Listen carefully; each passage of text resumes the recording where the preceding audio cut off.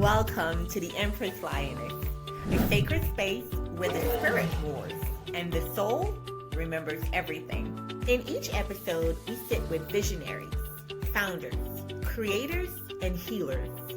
I'm your host, Karen Mitchell.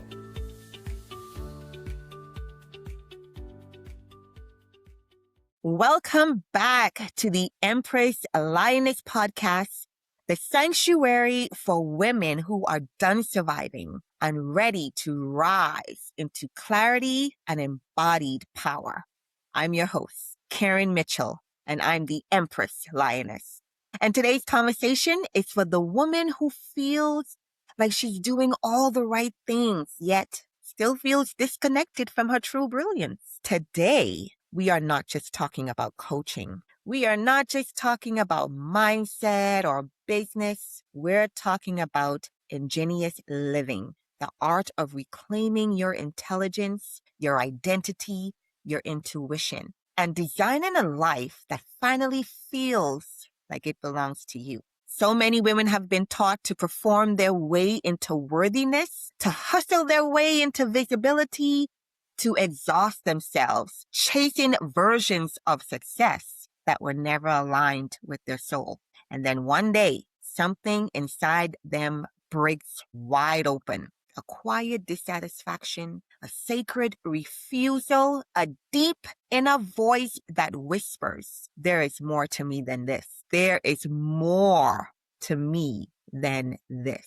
My guest today is Jennifer Mallory, founder of the Ingenious Coach, a woman who guides high-capacity women and leaders out of self-sabotage, identity ceilings, and survival-based ambition, and into the way of living and leading that is rooted in clarity, self-trust, and sovereign intelligence. This is not a conversation about becoming someone new. This is a conversation about remembering who you were before the world told you who to be. It is about dissolving old contracts you made with struggle, about releasing the false identities built in trauma and pressure.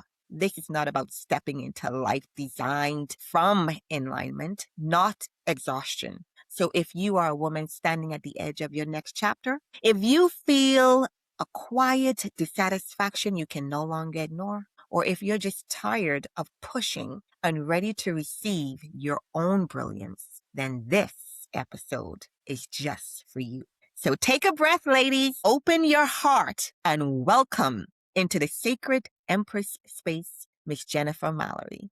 Thank you for joining us. Thank you. I'm so happy to be here. I'm looking forward to our conversation. So am I. We could have recorded what we were talking about before we came on. That is true. But that's a good time for us to get to know each other without the recording and just relax and get familiar. So welcome again. I'm so honored to have you on the Empress Lioness. And I'm going to start off with asking you a question that I ask every guest that comes onto the show. Before you were this woman that you are right now today, who were you?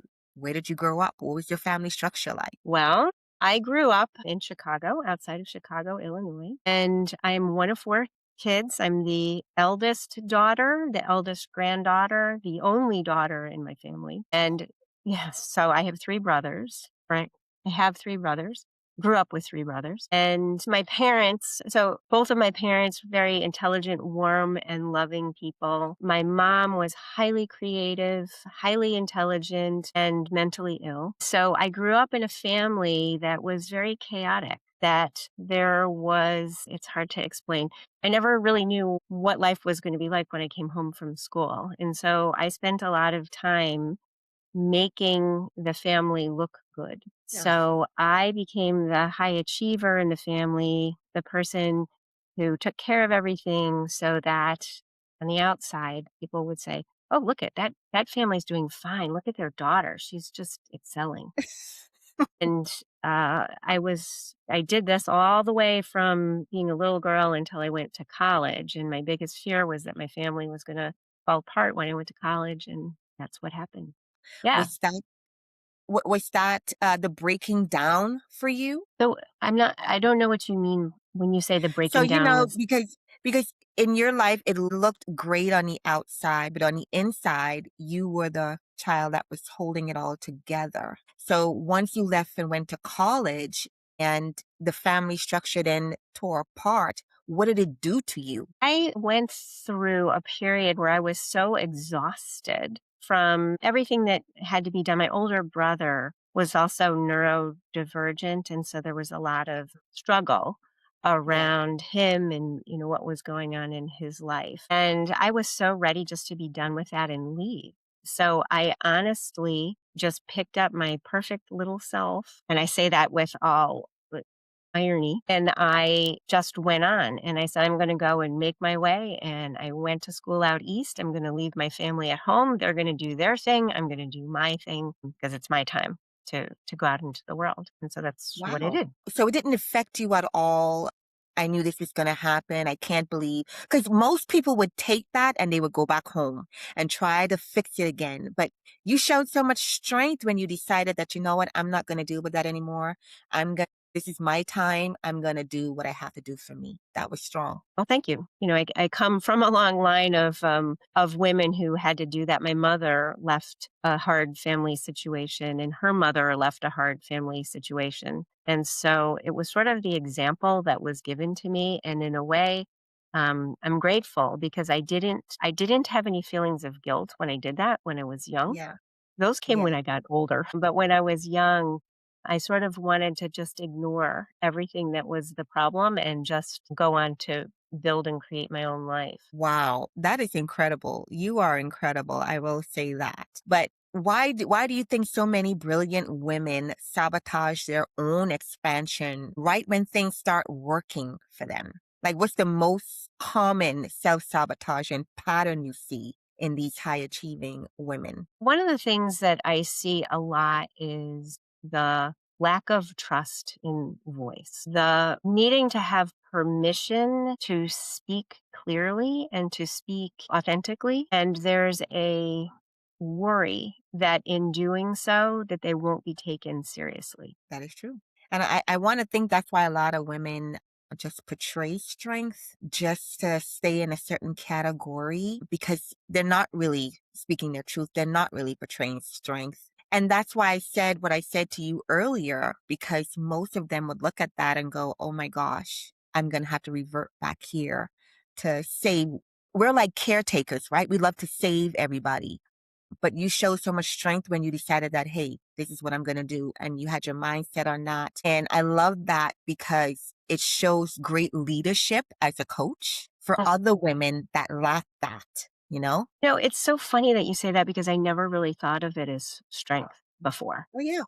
Because I think it was a role that I actually played into because I ended up taking a path that led was very interesting. I did tremendously interesting things and it was not a very linear path at all. But I ended up running a real estate franchise and I burnt myself just to the Wow. quick because I was trying to be that person that Yes. was not authentic to who I am. I was successful, Yeah.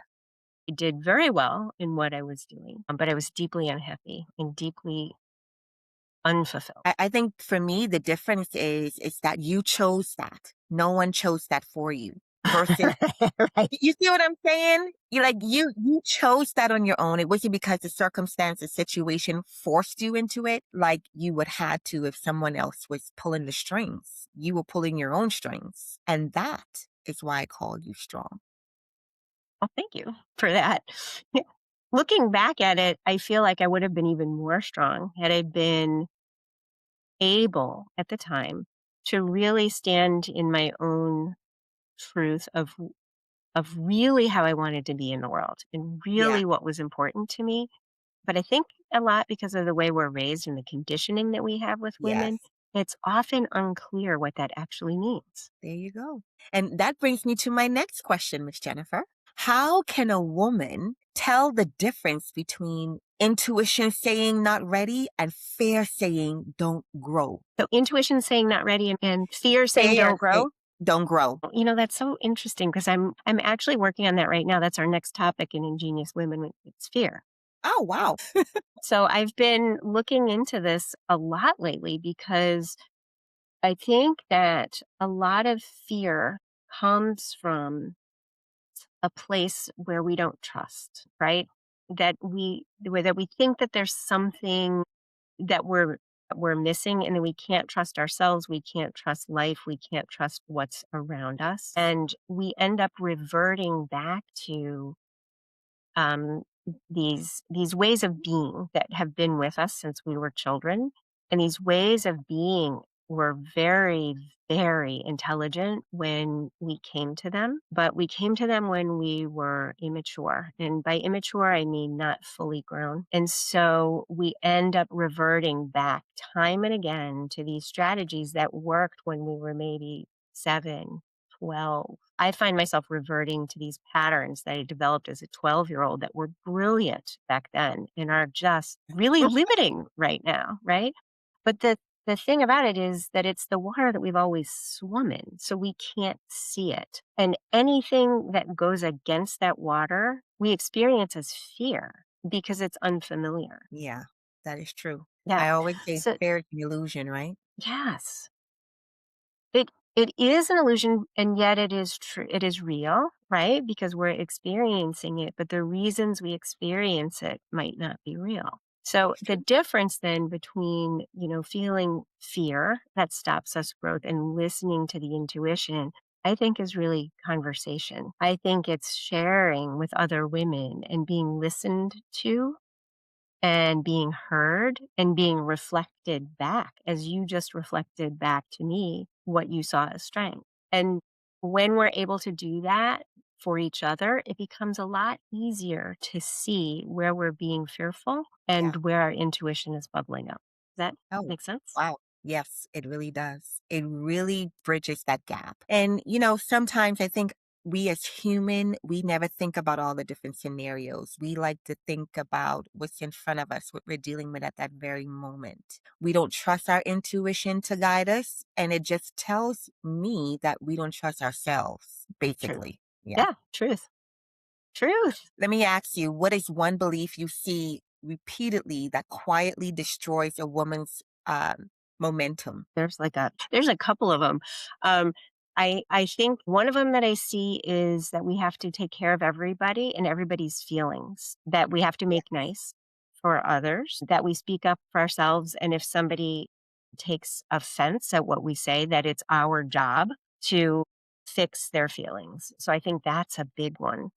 Yeah. And that one I feel is very conditioned because I think that there's a lot of us that don't actually feel that way, but we behave that way, right? Yeah. So Yeah.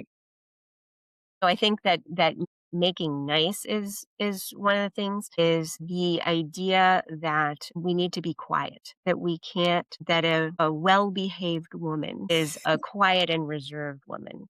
And so Yes. I see that a lot too as a condition that really is very limiting to how we show up authentically.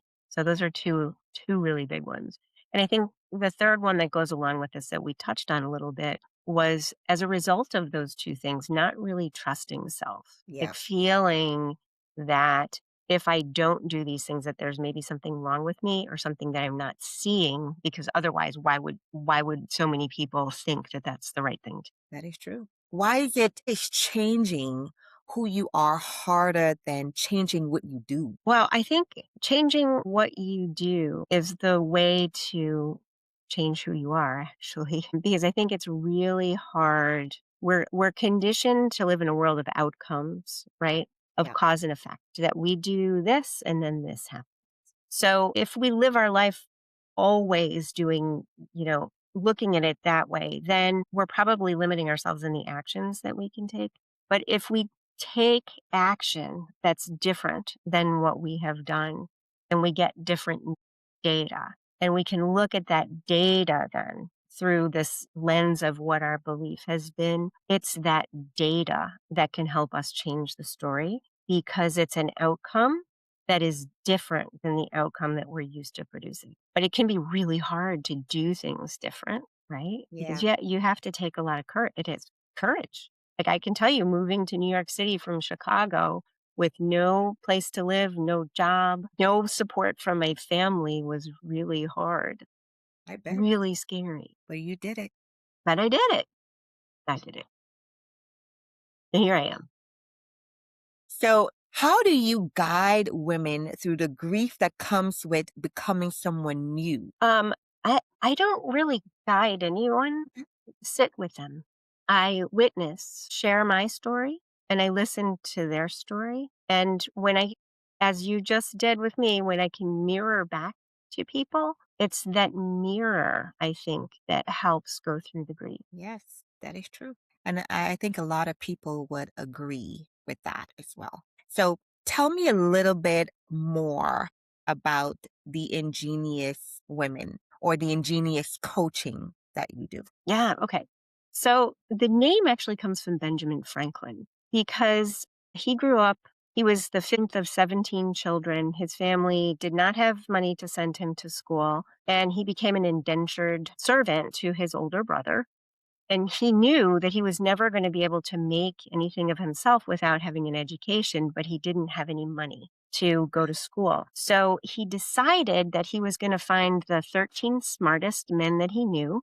And he was going to invite them to a pub once a month and he was going to buy them beer. And in exchange for the beer, they had to agree to do a book report because books back then were very hard to get. And so Yeah. each man got a book and did a book report. And this is how they shared knowledge with each other. And he called them his Society of Ingenious Men because Oh, that's how wow. he learned. Right. And I thought that is so cool and is brilliant because it is a way to learn new things. And I thought the only problem is there were no women.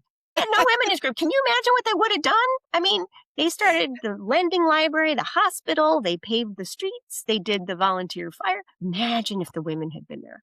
Yeah, I So know. I started Society of Ingenious Women as a way of women sharing knowledge with each other that would help us enrich our lives and grow. Wow. That's genius because Ingenious. women are super smart, super intelligent, and I always tell them we are smarter than the average man. Most of those Well, men. ingenious means creative, resourceful, and original, right? And I feel like if every person had the agency to live as creative, resourceful, and original, we would Yes, solve 80% of the world's problems in 2 years. I But agree.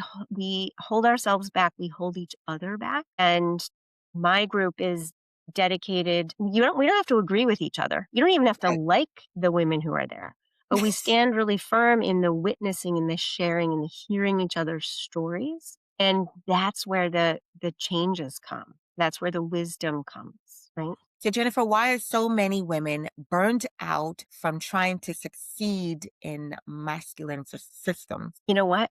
The secret is that men are really burnt out in this system too. It's like everybody is burnt out. Yeah, And the system worked when it was created, but it was created in a world that doesn't exist anymore. And the structure has solidified, it has calcified, and it is very hard to work outside of it.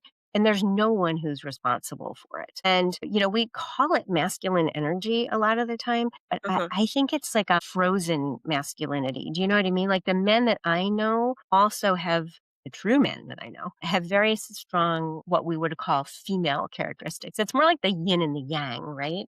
Yeah. oh, It's more like the yin and the yes, yang, where that both are necessary for a whole that that is cohesive and holds together. yes. So I think that men are burnt out just as much as women. Women, we're burnt out for different reasons than men are. And I think that the reason that women are burnt out is because that we are told the things that we excel at, the community, the care for each other, the intuitiveness, we're told that those are not important. We're Yeah. treated as if they are not important, and yet they are foundational. And if we didn't have them, the the yin and the yang wouldn't hold together.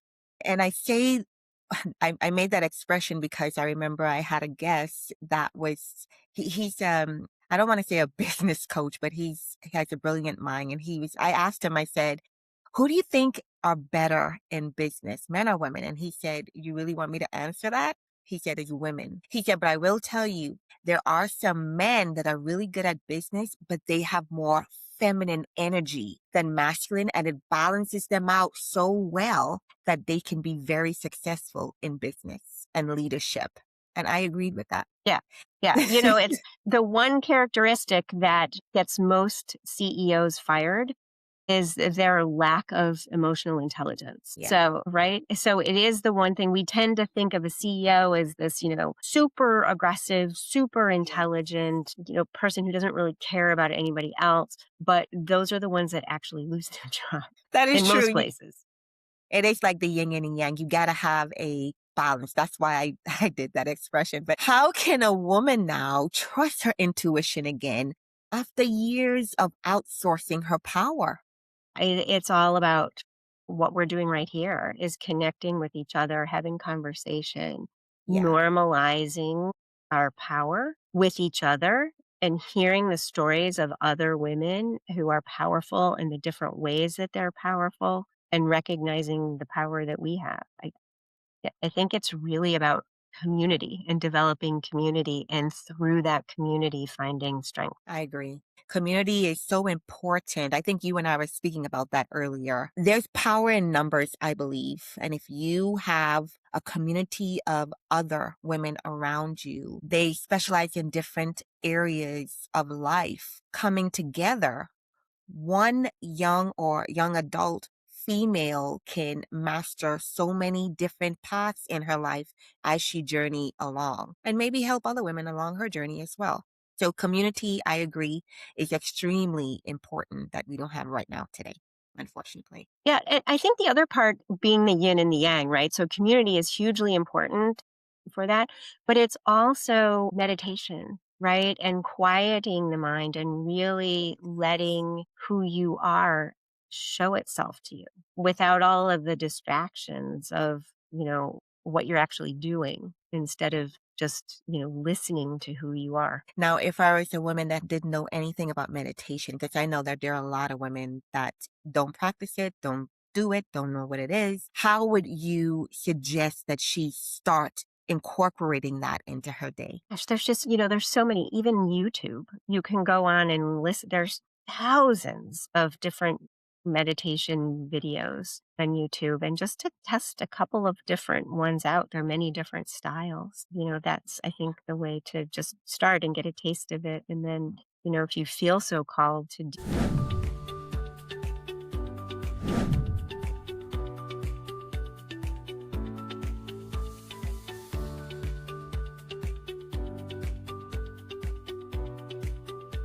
I'm your host, Karen Mitchell.